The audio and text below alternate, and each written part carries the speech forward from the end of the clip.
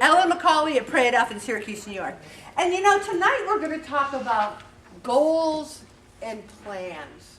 And you know what's interesting? You might be sitting out there going, Ellen, it's November 1st. Shouldn't you have done that on week 1? Why are we talking about goals and plan on November 1st? I'll tell you why. Because now we're getting into this. I had 20 paydays yesterday, and I had, cookies and donuts at work, and Thanksgiving's coming up, and then it'll be Christmas. I think I'll just quit. And then I'll join again in January, and then I'll really do it then.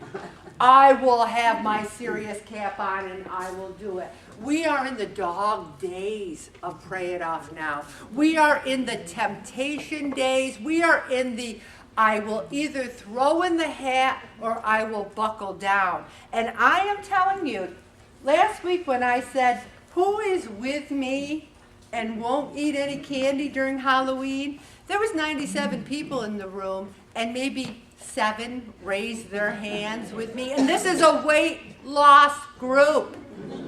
So I went home. Oh, no, after people are laughing, and they're like, I'm the one who didn't raise my hand. and I gained 2 pounds last week. Oh my gosh, she's right. The thing is, we can live our lives, we can still have fun, but we don't have to give up the healthy part of it. Because if you fail to plan, you will plan to fail. Goal setting is a powerful tool, whether it's at work, your home life, whether it's in weight loss or health. It's the difference between success and failure. One obvious goal of many may be simply to stick to your diet and exercise program in the context of a busy, overscheduled daily routine. But what we don't realize is who has the power in all of this? We do. We have the power. No one is forcing us. No one is saying you will eat candy, you will eat donuts. We are making those decisions ourselves. And here's a few tips. I have written on so many people's logs, planned, goals, because I do think that there's a part of you, or part of all of us that say, well, I'm in a weight loss group. I go to a weight loss group every week. And that's good, but that'd be like saying, I go to church every week. Of course, I murder people on Tuesdays, and then on Wednesday, I rip off Costco, but I go to church every week. We're coming to a weight loss group every week because we want to do what, everyone? Lose weight. Or maintain our weight, or even begin to start to think about losing weight. We have to have a plan, and we have to have goals. Don't compare yourself with anyone else besides yourself. Don't look at these people who have got 10 or 20 pounds. I've had people say, well, if I had your life, Ellen, I'd lose weight too. No one knows what anyone else's life is like except yourself. There was this one person once, and I thought, oh, they're not very friendly, they're not very nice, blah, blah, blah. And I got talking to them and everything, and after a few weeks, not to Pray It Off in another facet of my life, I found out that she had lost a husband and an adult child in the same month in 2 different situations. I don't think I'd be able to get out of bed, let alone. And here I was thinking, oh, she's not very friendly.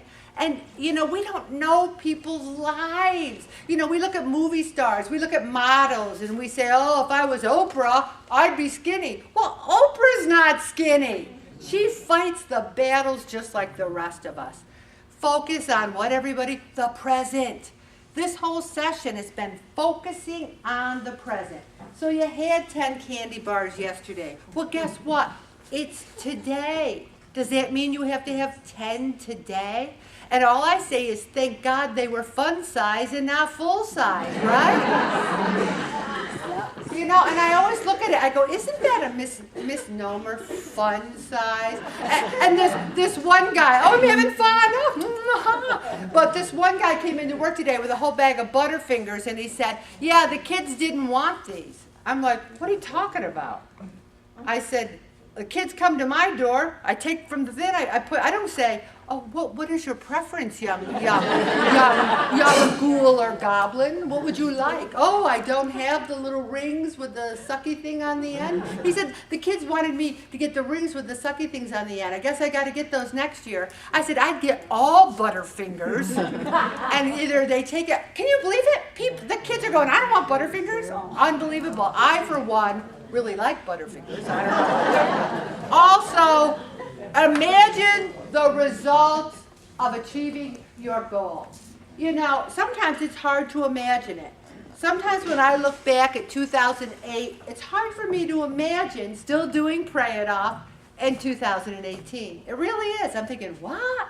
It's been 11 years? Are you kidding me? But God has His own plan. Small steps, be patient. And here's the big thing, excuses. I heard from no less than 5 people tonight. Oops, a little vertigo. I had a bad week. Now to me, that's kind of a catch-all. Because to me, I want details. All right, bad week food-wise, bad week because someone died and you feel like you had to overeat, bad week because you were stressed. Because just saying bad week kind of is an excuse. Because you could say, yesterday, the candy was in the house and it was calling my name and I just had to have some. But does that make it a bad week? It's a decision you made. I think we need, and there are bad weeks in our lives, but I don't think gaining a pound or 2 compared to some of the other things that could happen in our lives is the worst thing. They always talk about journaling. They always talk about, and I say they, the professionals. You should write down your thoughts. You should write down your gratitude. You should write things down. And today, I have brought a patriotic in honor of Veterans Day. And I'm going to give it to someone. And I think I'm going to ask God before the end of tonight to tell me who would actually write in it. And then He'll tell my heart, and then I'll give it to that person. Now, whoever gets it, and if they're thinking to themselves, oh my gosh, why did you pick me? I'm not going to write in it. You better write in it, because God picked you. All right? Also, the 4-step priority plan by Dr. Phil. Number 1, get over the guilt. I weighed 208 in 2009, and I couldn't sustain it. In 2008 and half a 9, I lost 145 pounds. I couldn't sustain it. And so back then I was still having dairy, gluten, and sugar. So over the next year or so, I went from 208 to 248. And then from 2010 to, I think, 2016 or around there, I stayed the same. Stayed the same, no matter what I did. Stayed the same. Wasn't eating pizza, wasn't eating half gallons of ice cream. Never gave up. And then I gave up the dairy, gluten, and the sugar, and I went down to where I am today.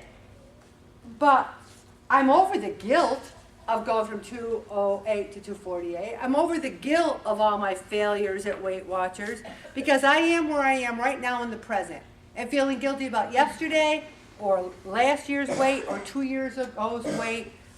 I don't want to feel guilty about that. Here's what we don't have. We don't make ourselves a priority. We don't make ourselves a priority.